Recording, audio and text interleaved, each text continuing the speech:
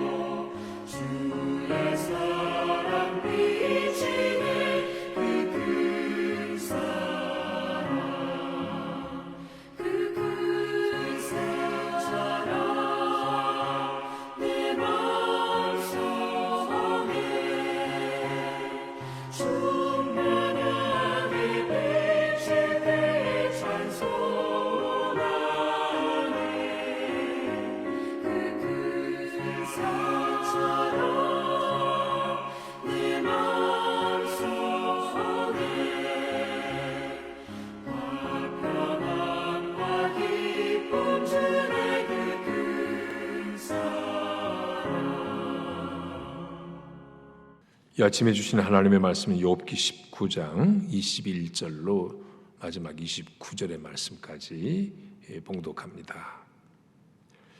나의 친구야, 너희는 나를 불쌍히 여겨다오. 나를 불쌍히 여겨다오. 하나님의 손이 나를 치셨구나. 너희가 어찌하여 하나님처럼 나를 박해하느냐? 내 살로도 부족하냐? 나의 말이 곧 기록되었으면, 책에 씌워졌으면, 철필과 납으로 영원히 돌에 새겨졌으면 좋겠노라. 내가 알기에는 나의 대속자가 살아계시니 마침내 그가 땅 위에 서실 것이라. 내 가죽이 벗김을 당한 뒤에도 내가 육체 밖에서 하나님을 보리라. 내가 그를 보리니 내 눈으로 그를 보기를 낯선 사람처럼 하지 않을 것이라. 내 마음이 초조하구나. 너희가 만일 이르기를 우리가 그를 어떻게 칠까 하며 또 이르기를 이래 뿌리가 그에게 있다 할진대 너희는 칼을 두려워할지니라. 분노는 칼의 형벌을 부르나니 너희가 심판장이 있는 줄을 알게 되리라. 아멘. 인생을 살다 보면 예기치 않은 환난 또 인생의 위기를 겪기도 합니다. 하나님을 의지하는 믿음이 없는 사람은 그 위기 그리고 환난의 때에 어찌할 줄 몰라 방황도 하고 또 심지어는 아주 극단적인 이런 선택을 하기도 합니다. 그런데 예수 믿는 우리에게는 하나님을 신앙한다고 하는 특권, 그래서 어떤 위기가 오고 환난이 와도 하나님 붙잡을 수 있는 끈이 있다는 거, 이게 예수 믿는 사람들에게 그냥 어지간한 축복이 아닙니다. 마지막까지 붙들 수 있는 우리의 희망, 바로 하나님을 향한 믿음입니다. 우리는 그런 이 믿음 때문에 어떤 역경이 오고 시련이 오고 위기가 와도 끝까지 하나님 붙잡을 수 있습니다. 지금 욥은 세 친구들이 그렇게 비방을 해야 되는데 아직 그냥 거의 모욕하고 정죄해야 되는데 얼마나 견디기 힘든 시간들이었겠습니까? 하지만 그 모든 욥이 당하는 고난의 문제를 욥은 하나님 앞에 나와서 이 모든 걸 토로했습니다. 하나님께 때로는 원망조로, 때로는 투정조로. 그러나 이 모든 것이 하나님 앞에서 한 행위였기 때문에 이 모든 것을 우리는 기도라, 하나님을 향한 믿음에 기초한 욥의 기도라라고 볼 수 있다는 말씀을 여러 번 여러분에게 제가 전했습니다. 자, 오늘 욥은요 계속되는 이 고난 가운데 이제 자기를 찾아온 세 친구에게 호소하고 있습니다. 오늘 읽은 말씀이요 21절, 나의 친구야 너희는 나를 불쌍히 여겨다오. 나를 불쌍히 여겨다오. 하나님의 손이 나를 치셨구나. 지금 세 친구가 욥을 위로하러 왔다가 위로는커녕 계속 공격하고 있잖아요. 지금 오늘 본문은 욥이 그 친구들에게 호소하고 있습니다. 나 좀 불쌍히 여겨다오. 나 좀 불쌍히 여겨다오. 다른 말로 표현하면요, 친구들아 이제 그만, 제발 그만. 하나님의 손이 나를 치시는데 나 견딜 수 없다. 너희들까지 나를 이렇게 칠래. 이제 그만. 간절한 호소입니다. 지금 욥 주변에는 아무도 없어요. 어제 본문에서 얘기했죠. 친구들도 원망하고 하나님까지도 원망하고 심지어는 형제, 친척, 친구, 가족까지도 다 욥을 버린 거나 다름이 없어요. 욥은 처절한 외로움과 고독감, 홀로 있음의 그런 아픔을 지금 느끼고 있습니다. 그나마 곁에 있는 사람이 누구냐면 요 세 친구예요. 정죄하는 세 친구. 말할 대상도 이들밖에 없어요. 따지고 보면 그만큼 처절한 외로움과 홀로 있음의 시간들이에요. 그 친구들에게 호소하고 있습니다. 이제 그만. 나 좀 놔줘라. 나 좀 불쌍히 여겨줘란 말이야. 심정 이해하죠? 욥이 설령 하나님께 잘못해서 죄로 인해서 이런 벌을 받고 있다 할지라도 이렇게 정죄했어야 되겠습니까? 그 정죄는 하나님이 하는 건데 인간이 할 일은 하나님이 정죄하는 것 덩달아 정죄하는 게 아니고 아파하는 그를 위로해주고 손잡아주는 것, 이것이 인간이 해야 될 일입니다. 그런데 이 친구들은 자기들이 하나님인 것처럼 욥을 정죄했어요. 그래서 욥이 뭐라고 얘기했습니까? 오늘 22절에 너희가 어찌하여 하나님처럼 나를 박해하느냐. 하나님처럼 박해하고, 지금 욥은 하나님이 자기에게 고난을 주는 걸로 지금 이해하고 있거든요. 그런데 세 친구들도 덩달아서 자기들이 하나님이나 되는 것처럼 욥을 공격하고 있고 박해하고 있다고, 그래서 나 좀 불쌍히 여겨달라고 간절히 구하고 있습니다. 그러면서 오늘 본문은요, 그러는 중에 욥에게는 믿음, 희망이 여전히 있습니다. 구속자, 그를 구원해 주실 하나님에 대한 기대. 보시죠. 23절에 그러면서 그 구속자 하나님에 대한 기대 이전에 23, 4절은요. 나의 말이 곧 기록되었으면 책에 씌워졌으면 철필과 납으로 영원히 돌에 새겨졌으면 좋겠노라. 자기 이런 모든 내용들이 책에 되어졌으면 좋겠대요. 지워지지 않는 영원히 돌에 새겨졌으면 좋겠다. 무슨 말이겠습니까? 나는 무죄하다고요. 친구들이 이렇게 공격해 대지만 지금 모든 사람들이 나에게 등을 돌리고 나는 완전히 오해받고 고립무원의 상태에 있지만 이 사진이 다 기록돼서 언젠가는 진실이 밝혀지고 내가 무죄한 것이 밝혀질 그런 날이 있을 것이라는 기대감, 바로 그런 표현입니다. 23, 4절은. 그래서 이 내 모든 얘기들이 책에 기록되어 있었으면 좋겠다고요. 지금은 온갖 오해를 받고 있지만 언젠가는 진실이 드러날 거니까 그걸 굳게 믿었습니다. 확신했습니다. 나한테는 잘못한 게 없어. 그래서 언젠가는 진실이 밝혀질 거라는 그 희망을 여기 피력하고 있습니다. 사람들이 아무리 말해도 안 들어주면 그렇죠? 그래, 언젠가는 진실이 드러날 거야 라는 희망만 가져도 극단적 선택을 하지 않을 겁니다. 아무리 억울해도 하나님은 알고 계시고 언젠가는 진실이 드러날 거라는 그 희망만 붙잡아도 우리는 일어설 수 있습니다.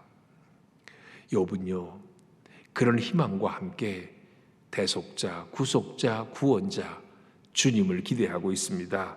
25절 내가 알기에는 나의 대속자가 살아계시니 마침내 그가 땅 위에 서실 것이라. 모든 사람이 자기를 떠났습니다.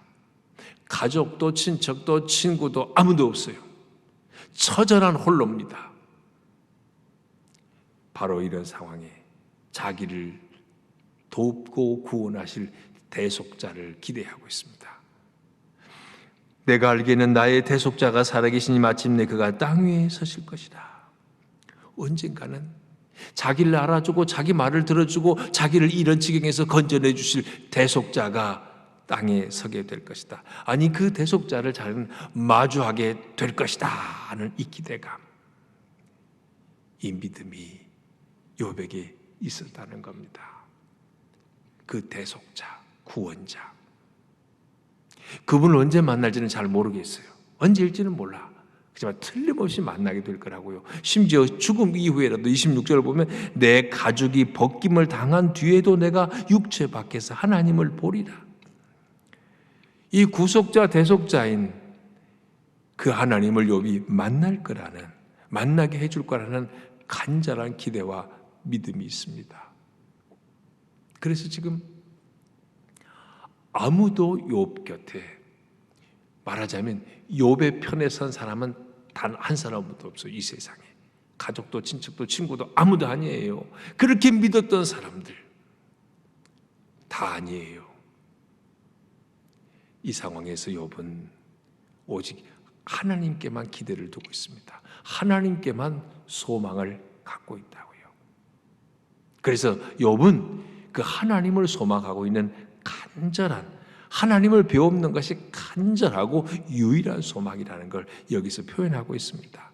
27절도 보세요. 내가 그를 보리니 내 눈으로 그를 보기를 낯선 사람처럼 하지 않을 것이라. 내 마음이 초조하구나. 그냥 하나님 만날 걸 생각하니까 내가 막 심장이 녹는 것 같아. 마음이 초조해. 곧 만날 건데. 그래서 살아서도 만날 수 있지만 죽어서도 만날 수 있다는 이 믿음을 가진 겁니다. 그 하나님을 만날 기대가 충만하니까요. 하나님, 더 이상 하나님은 그를 멀리 하시고, 하나님이 그게 적대하시고 자기를 막 찾아서 끝까지 뒤쫓아와서 공격하시는 그런 낯선 하나님이 아니라고요. 여기 표현이 그랬죠? 그를 내 눈으로 그를 보기를 낯선 사람처럼 하지 않을 것이다. 더 이상 그 하나님은 낯선 하나님이 아니에요. 나를 구원하러 오시는 하나님, 그분을 만나게 될 거라. 이 기대로 충만했습니다. 아무리 고난이 극해도 나를 구원하러 오시는 그분을 만날 수 있다는 기대가 있으면, 그 믿음이 있으면 오늘의 고난은 더 이상 고난이 아니에요. 왜냐하면 고난은 나를 넘어뜨리지 못하니까. 하나님을 만날 수 있는 기대와 그 희망, 그 믿음, 이것만 있다면 결코 고난은 고난이 아닙니다. 자, 오늘 욥은 이런 상황에서 친구들에게까지 긍휼을 호소했고, 그러면서 구속자, 대속자, 하나님의 나타나심을 굳게 믿고 희망하고 있습니다.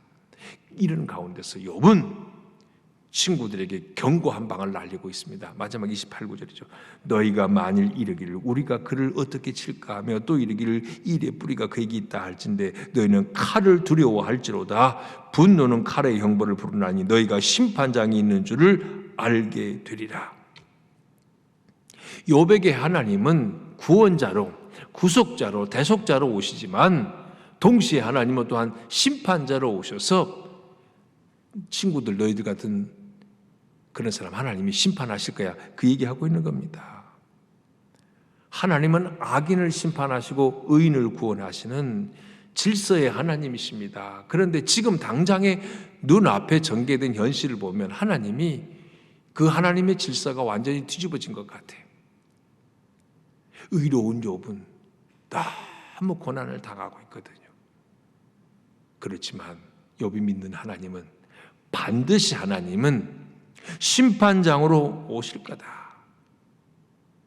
그 마지막 하나님의 심판, 악인을 심판하시고 의인을 구원해 내실 그 하나님에 대한 믿음이 있기 때문에, 그 희망이 있기 때문에 지금 견딜 수 있는 겁니다. 그러면서 오히려 욥의 말을 보면 하나님은 심판자로 오신다. 너 친구들 너 이런 식으로 하면 하나님이 심판하실 거야, 이런 얘기나 다름이 없어요. 친구들의 이 정죄와 공격을 이렇게 막아내고 있습니다. 구원자만 오시면, 하나님이 오시면, 나의 대속자가 오시면 너희들 이렇게 하면 심판받아. 하나님의 심판의 칼을 받게 될 거야 라고 욥의 친구들을 되레 공격하고 있습니다.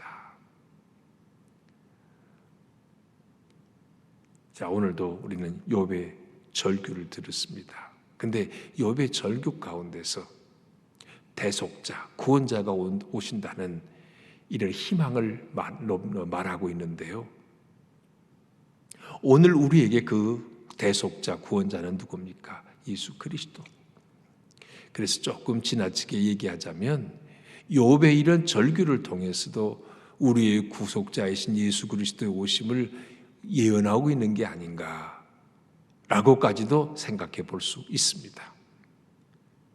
처절한 고난과 흑암 가운데서 그는 구원의 주님이 나타나실 것을 간절히 고대하고 믿었다는 겁니다. 고난이 극해질수록 어쩌면 하나님 앞에 붙어 있다면 우리 영혼이 더 맑고 깨끗해질 겁니다. 용광로 속에서 우리가 불순물이 제거되고 고난의 시간을 잘만 통과한다면 우리 영혼은 맑고 깨끗해져서 하나님을 더 가까이서 얼굴 배우는 것 같은 그런 은혜와 축복을 누리게 될 거예요. 오늘 욥이 깨달은 하나님은 구원자로 오신다. 그리고 그분은 최종적으로 악인을 심판하시는 심판자이시다. 욥은 이런 하나님을 지금 말하고 있습니다. 살아계신 하나님, 그리고 다시 오실 구원의 주님. 이 지금 욥의 고백은요, 오늘을 살고 있는 우리에게도 동일한 고백이 될 수 있습니다. 하나님은 지금도 역사 속에서 우리와 살아계시잖아요. 그러면서 동시에 우리 주님은 다시 오시마 약속하셨습니다. 역사 속에 재림하실 예수님, 그분을 기다리고 오늘을 살아가고 있습니다. 예수님이 처음 오실 때는 구원의 주님으로 오셨지만 재림하실 때는 심판의 주님으로 오실 겁니다. 그래서 우리는 그 다시 오실 주님, 아멘 주 예수여 어서 오시옵소서, 이렇게 기다리는 마음으로 오늘을 살아가고 있습니다. 여러분, 오늘도 고난의 문제 있습니까? 없는 사람도 없을 거예요. 그런데 그 고난이 내 잘못으로 당하는 고난이 아니고 예수님의 뜻을 이루기 위해서 당하는 고난이라면 우리 달게 받아야 합니다. 예수님이 그렇게 말씀하셨거든요. 주님을 위해서 고난받는 자가 복이 있다 그랬습니다. 그래서 이 모든 고난을, 시련과 고난을 주님 안에서 맞는다면 능히 이겨낼 수 있습니다. 오늘 말씀 통해서 우리는 한 가지 생각할 것은요, 욥의 친구들은 정말 욥을 좀 불쌍히 여겼어야 하는데 그런 마음이 없었어요. 우리는요, 고난을 당한 자를 불쌍히 여기는 마음, 이런 마음을 주님께 달라고 기도해야 합니다. 그리고 주님은 우리의 대속자, 구원자이십니다. 우리가 아무리 어려운 공경에 처해 있다 할지라도 우리를 건져내시는 분, 그분 바로 우리 주님이시다. 우리는 그 주님으로 인해 구원을 받았지만 역사 속에 다시 재림하실 예수님을 또한 기다리고 살아가고 있습니다. 다시 오실 주님이 오시면 모든 악인은 멸망하고 주님 안에 있는 자에게는 구원의 영광의 축복을 누리게 하신다는 것, 이 믿음 가지고, 이 희망 가지고 오늘 고난의 현실도 능히 믿음으로 승리할 수 있기를 바랍니다. 하나님 감사합니다. 오늘도 주님의 말씀 앞에 귀를 기울이도록 우리를 이끌어 주셔서 감사합니다. 오 주님, 인생에서 정말 불쌍히 여길 자를 불쌍히 여기는 따뜻한 주님의 마음 갖기를 간절히 기도합니다. 우리가 정말 긍휼히 여길 자를 긍휼히 여기지 않으면 주님께서도 우리를 긍휼히 여기지 않으신다고 말씀하셨습니다. 불쌍히 여길 자를 불쌍히 여기는 주님의 마음을 갖기를 간절히 기도합니다. 주님, 우리에게 시련이 있고 고난이 있다 할지라도 마침내 주님께서 나타나셔서 우리를 구원하시고 우리를 건져주실 그 믿음과 희망을 조금도 저버리지 않기를 원합니다. 끝까지 주님 붙들고 천국 가는 그 순간까지 믿음으로 승리하게 하여 주시옵소서. 주님과 함께 당하는, 주님으로 인하여 당하는 고난과 시련이라면 우리를 정금 같은 믿음으로 빚으시고 주님의 얼굴을 배웁도록 성장시켜 주실 기회로 믿고 잠잠히 참아 기다리게 하여 주시옵소서. 우리를 해치는 악한 세력이 있다 할지라도 주님이 다시 오시면 심판하신다는 그 믿음 안에서 오늘 어떤 악인의 그 괴계에도 굴하지 않고 믿음으로 승리케 하여 주옵소서. 하루를 지나는 동안도 주의 거룩한 주일을 예비하는 마음으로 살게 하여 주옵소서. 주님, 내일부터 우리 교회 전면적으로 현장 예배가 가능한 상황입니다. 주님, 코로나 팬데믹의 위험이 여전히 있지만 우리가 또한 이런 상황을 잘 이겨내고 또 하나님 앞에 예배로 나아가고자 하는 간절한 사모하는 마음도 불일 듯 우리 심령 가운데 일어나게 하여 주시옵소서. 거룩한 주일로 하나님께 영광 돌리는 내일 주일이 되기를 간절히 바라오며 예수님 이름으로 기도합니다. 아멘. 하늘에 계신 우리 아버지, 아버지의 이름을 거룩하게 하시며 아버지의 나라가 오게 하시며 아버지의 뜻이 하늘에서와 같이 땅에서도 이루어지게 하소서. 오늘 우리에게 일용할 양식을 주시고 우리가 우리에게 잘못한 사람을 용서하여 준 것 같이 우리 죄를 용서하여 주시고 우리를 시험에 빠지지 않게 하시고 악에서 구하소서. 나라와 권능과 영광이 영원히 아버지의 것입니다. 아멘.